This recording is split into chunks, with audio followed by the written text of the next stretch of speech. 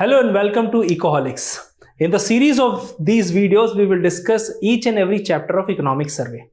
Now, economic survey is a very important document for any student of economics preparing for competitive examination.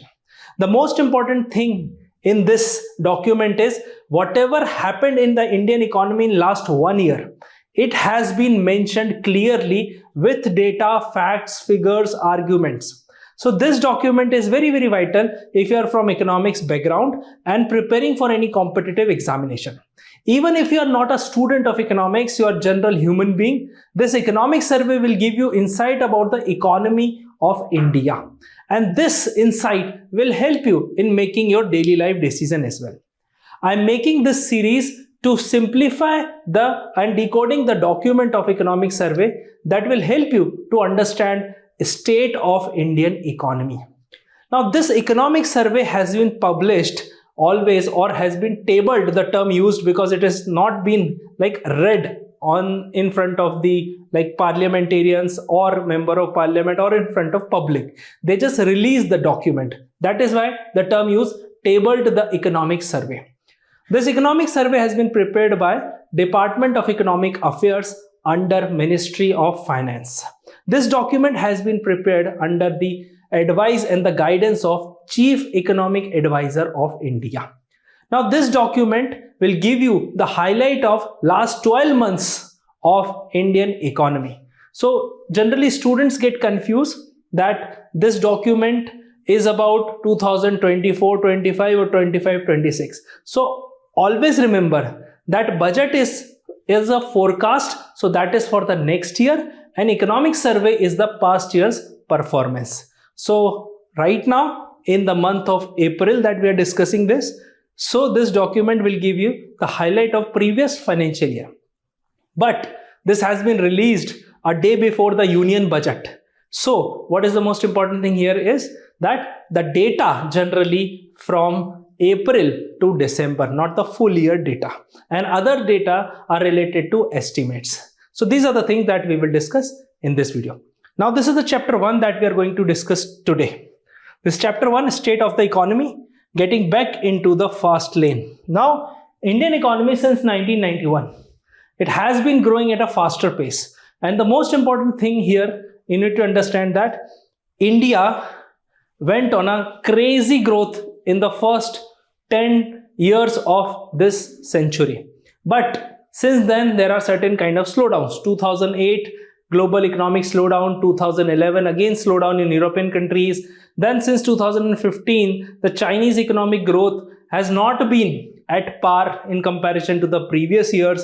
And then 2020, COVID pandemic. So you can see that several events impacted the global growth as well as Indian growth directly or indirectly. So in this chapter, we will see the overview of the world economy, how India is standing, and what are the things that India can do in order to compete at the global level. Let's move on. So this is the most important thing here you see. This is highlight of this chapter. Global economy in 2024. What are the key drivers? Global economic scenario. It means how the global trade is functioning. Second is global growth trends. Because last year, a lot of events were there. Election in US, Russia, India, and there are several other countries struggling with high inflation. So that is why these trends are important. That inflation and monetary policies. So for example, European Union have a different monetary policy and fiscal policy because European Central Bank announces their monetary policy and fiscal policy announced by their respective government. So there is a very important terminology. And then we have global uncertainties. What does it mean? Global uncertainties means that whenever, for example, since Trump came into the power, you can see a lot of decision, lot of discussion, announcements, tariffs, restrictions, etc., that created uncertainties in the global market. Next, we have domestic economy remains steady. It means India's fundamentals are strong. What are fundamentals? Fundamentals means India's foreign exchange reserves, Indian rupee, although depreciated, but it is under control. And then we can say fiscal deficit, major deficits. Then we can say the trade deficit, the trade incoming, trade outgoing, etc., etc. So Indian economy is steady. It means it's strong, stable amidst global uncertainty. What does it mean? It means global uncertainty के बावजूद भी Indian economy stable है. तो ये इसको अगर हम हिंदी में समझना चाहें तो now India's economic growth leading the way. It means we are setting up an example. India सोच रहा है कि एक एग्जाम्पल, एक स्पीयर हेड कर रहा है ग्लोबल ग्रोथ को. और इंडियाज इकोनॉमी सेक्टर हाईलाइट अब हम यहां देख लेते हैं. Economy characterize by stability and inclusivity on multiple front. Why inclusive? Because India में ऐसे बहुत सारी जगह है, there are several places in India where you can see that people are struggling, like basic banking services, basic water, sanitation, etc. So still the society is not inclusive. So here there are several points. You can say improving public finance support. Public finances means government funding majorly for infrastructure sector. We have seen decent amount of growth in last 5-10 years in terms of infrastructure development in India. You can see tier 2 cities are also getting metro, flyovers, and they are also facing congestion problems like big cities like Bangalore, Mumbai, Delhi. These are the things. So predicting that thing and investing in infrastructure. Next is fiscal discipline. That has been tremendous by the government of India. The document is given by government only, although we can say that this is like tilted towards favor of the government. But if you compare with peers and other countries all over the world, you will realize that Indian government did great job post COVID in order to control fiscal deficit. Because you can see other countries like our neighbor countries, you can see Sri Lanka struggling a lot. Although India and Sri Lanka, there is no comparison in terms of the size of the economy, but you can see the decision you make, it doesn't matter how big your ship is, but it can sink if decisions are wrong. In the same lines, you can see there are varying pattern of state finances. So some states are struggling, but some are strong. Obviously, all the state governments are working under union, so they have the good protection. Then we can see inflation trends. Although in this chapter it is not written, but right now in the month of April, we know that 2 successive repo rate cuts are there. Why? Because inflation rate is stable. Next, we have external sector performance. So India's exports are doing great, but recent tariff threat by US government and the President Trump, that may create certain kind of uncertainties. And then we have employment trend. Although we are not generating that much of employment, but yes, the amount of people entering into the workforce, those who are skilled, they are getting good jobs. Those who are not, they are getting semi-skilled jobs, or maybe daily wage laborers. But still the situation is improving, what I feel, by looking at the society and looking at the data. And then we'll see the outlook and way forward.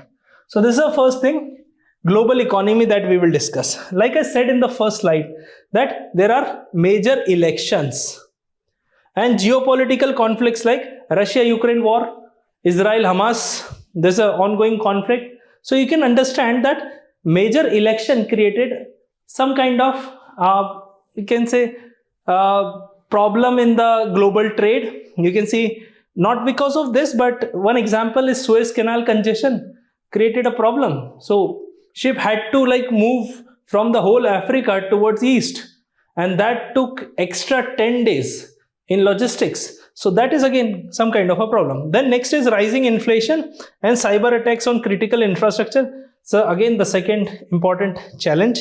Next, we have volatile financial markets due to the trade policy uncertainties. Reason is simple, that when there is unpredictable environment in the world, investor will not invest money.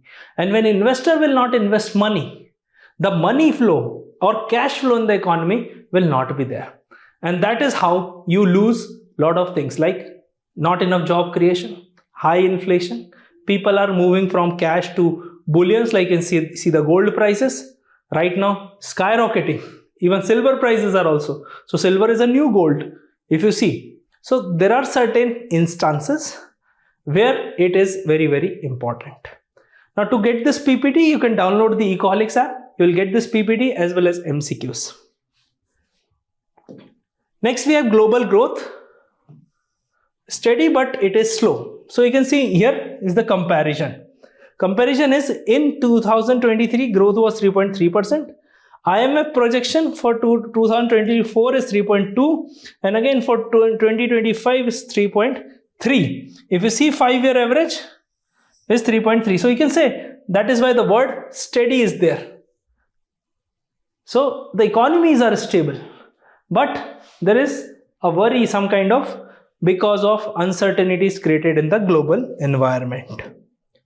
Now here you can see global growth trends.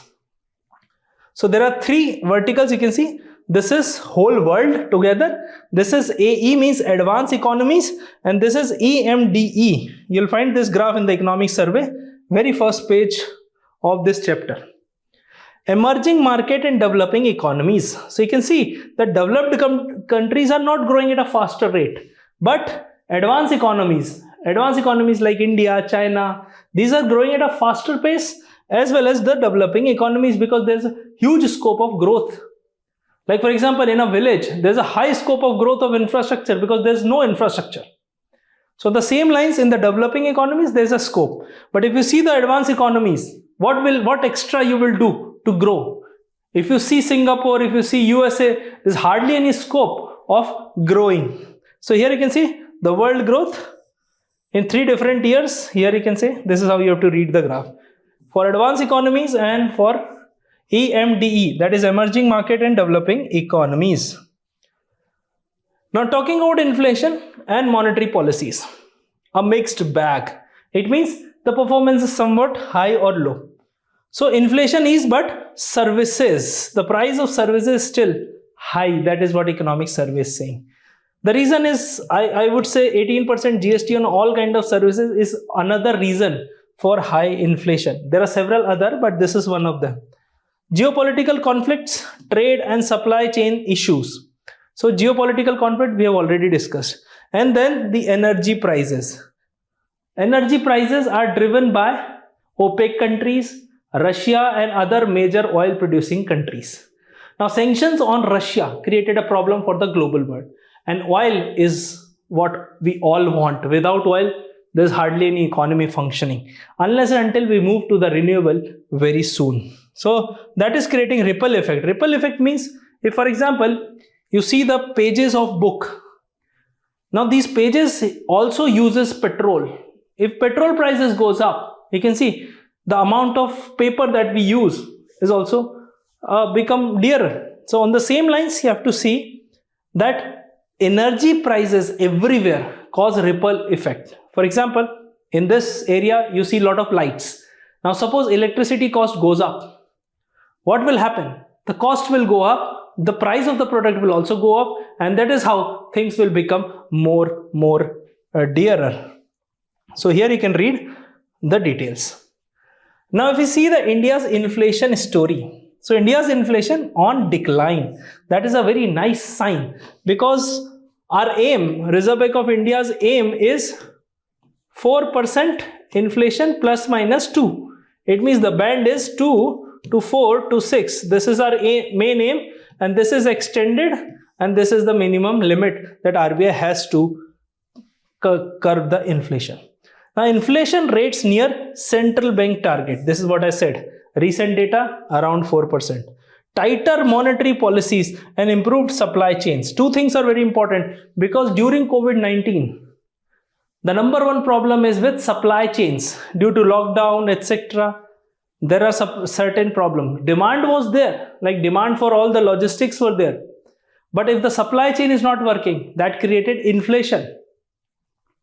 So here you can say, before like February Monetary Policy Committee, February 2025, the monetary policy was tighter. It means we were not reducing the repo rate.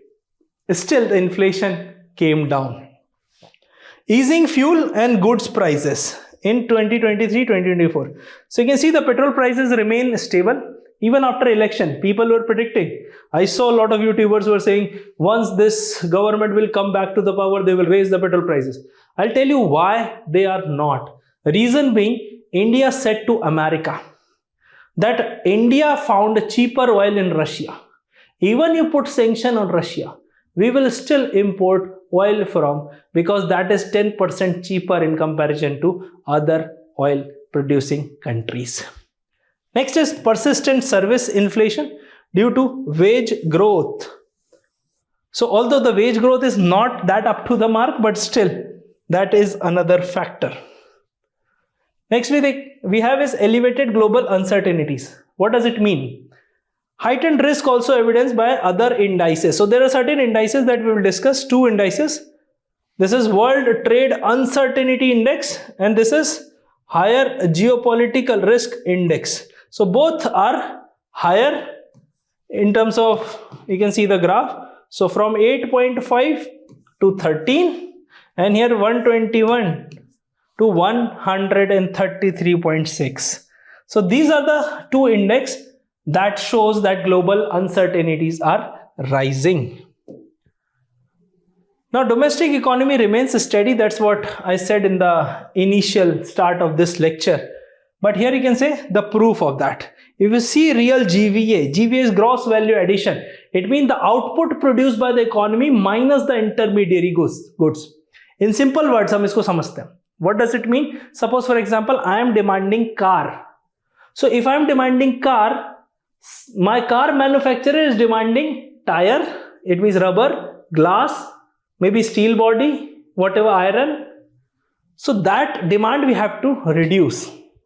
It means we have to deduct from the total output because that has already been counted when the consumer will buy a car. So if I am buying more car, it means whatever components we are using in car will also go up in demand. So that is GVA, okay? Gross value added or addition. Then GDP growth, you can see gross domestic product is very simple, 12th class NCERT. So these are the two fact that shows that India is leading the way in terms of growth in the whole world. Now here see sector wise highlight. So agriculture sector expected to rebound. So post COVID agriculture grew a lot, but as the economy came back to the normal, you can say agriculture sector started stagnating. But here you can see in terms of growth of the sector wise, agriculture 3.8, manufacturing and industry 6.2 and services again leading the way with 7.2%. And that is robust growth. It means robust means strong. That's not fragile or one time, it's regular. Now this is on the basis of financial sector, real estate, professional services, public administration, defense and other services. Now here certain more data. You can see private final consumption expenditure, very important data, 7.3%. Share in GDP is 60%. Last year, this year, this. Whenever it is written FY, suppose it is written FY 25, it means 2024-25. Okay, don't get confused. So this is highest since financial year 2002 and 3. Okay. Now gross fixed capital formation. Growth is 6.4%. Capital formation is important because if we are not investing money in the right areas, the economy will not get that money back. So here you can see there are different parameters where you can see the investment in consumption is decent. Now we see the economy. Third portion of this chapter is economy characterized by stability and inclusivity. Sabka Saath, Sabka Vikas, that is inclusivity. Improving public finances, as I told you initially, post-COVID fiscal discipline. Very, very, very important. Reduce government saving because government was spending their savings. Okay. And then helping maintaining overall savings and the limit of the foreign funding needs. Then with corporate savings at 14% of GDP, that is also nice. And the saving investment gap stayed stable despite lower household saving. Because if you see, there are so many ads we see everywhere. So invest in mutual funds. So people are diverting their funds from fixed deposit or bank deposit to mutual fund. So that is why this has been seen. Although the desired level of investment in Indian capital market is still less. If it grows, then obviously Indian economy will grow multifold. Now fiscal discipline, here you see of the Union government of India. So here if you see, that is also steadily improved with capital expenditure is rising. Capital expenditure means the amount of money government spend to build those assets so that in future they earn money and give back to the government.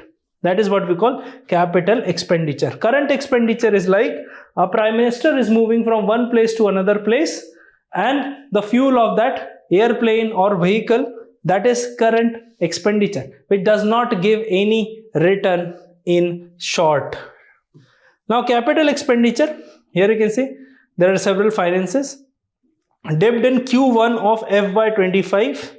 Q1 of FY25 means April to June 2024-25.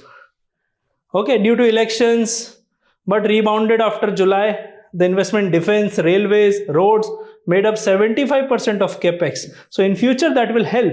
Like our Prime Minister Atal Bihari Vajpayee also built Golden Quadrilateral. That is helping still Indian economy. So if you do capex, you will enjoy the returns later on. Then we have point number 3 in state finances. So state taxes improved due to higher devolution from center. What's the meaning of devolution? It means the amount of tax collected by the central government, they give share to the state government as well. So it is saying that higher share has been given to the state. That is why state revenue improved. Most state taxes grew, like land revenue declined. In 15 states, own tax revenue made up over 50% of the tax receipts. Like Telangana, Karnataka and Haryana, you can see. And higher road revenue, lower revenue deficit. So this is again a very good sign because states are also improving their finances. If you see inflation trend, like I said, April to December, the data will see majorly. CPI inflation eased from 5.4% in last economic survey. Those who have studied my full economic survey classes, this exact figure I told them, to 4.9% here. Recent data is approximately 4%. So you can see the inflation is going down at an increasing rate. Okay, due to lower core inflation. Core inflation means the volatile element we remove, like food, fuel, because they fluctuate a lot. In rainy season, you will always see food inflation is always there. So there are like weather shocks. I already told you weather shocks, supply issues, volatility, etc., etc. So the purpose of this data is that food prices are also stable, fuel prices are also stable. That is why inflation is going down.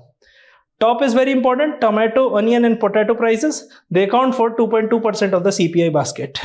CPI is Consumer Price Index that measures inflation. That the index measures inflation and it has a basket.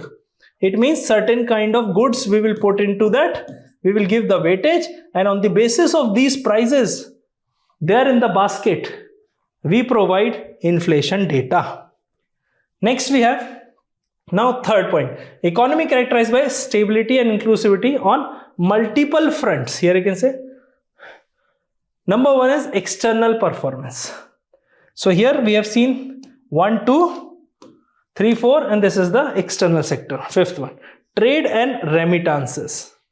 So here you can say trade means India's import export. Remittance means people living abroad sending money in India to their relatives or investing back in India. For example, I'm working in US, earning money in US dollar, converting into Indian rupee and investing in Indian property. So I have to remit that money from one place to another place, and that is how we transfer money and India get foreign exchange reserves. India is one of the highest. Overall exporters export 6% year-on-year growth. That's decent growth. First 9 months means, because I told you the data will be till December. Service exports growth 11%. And merchandise export, so services like invisible. If suppose I'm teaching and person sitting in US is studying, that is service export. Manufacturing means suppose this t-shirt I'm sending, so that is merchandise export. Okay, which goods that we can touch.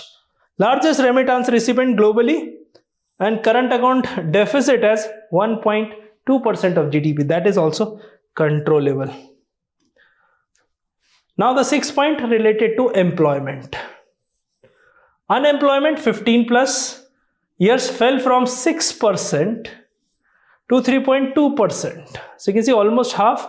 Urban unemployment also dropped, because this is another big sign of worry. Because if I am doing PhD and is still unemployed, that is considered urban unemployment. But a person who is not educated, pulling rickshaw, that is earning money. So urban unemployment is very, very tricky thing. LFPR and WPR have steadily increased. Labor force participation rate and worker to population ratio. Now we'll see the summary. What exactly we learned. So global growth steady but uneven. Services strong. Manufacturing still weak even after 10 years of Make in India. Inflation easing. That is a good sign for consumer and whole population. But geopolitical risk persists that can lead to higher inflation in coming months or years. Food inflation may ease, but weather and global prices remain risk. Global prices remain risk because of tariff, and weather is obviously every time. So global warming as well as the rainy season every year, that created high amount of inflation. Now financial year 26 growth projected at 6.3 to 6.8%. This is a very important data. According to economic survey, what will be the range of the growth of Indian economy? So this you have to remember. Strong fundamentals, focus on reforms, strategic policies for sustained growth. Fundamentals I already told you. Major Indian economic pillars like good foreign exchange reserves, decent fiscal deficit, debt to GDP ratio, trade, etc. India sees rising rural demand. That is a good sign, because there's urban and rural divide is there. People are moving from rural area to urban area. Reverse migration is also happening, but not at a larger scale. So rural demand is rising. That is also a good sign. Public capex, capital expenditure. Public means government funded capital expenditure and investment momentum. So these are the things very, very, very important for you to remember in this chapter. मिलते हैं अगले chapter में, that is second chapter. We'll discuss that chapter also in detail. So stay tuned and do subscribe this channel. It will help you in getting notification of the next video. If you want to download this PPT, link is given in the description. You download the Ecoholics mobile app, you will get the PPT as well as the MCQ of this. Thank you so much and have a nice day.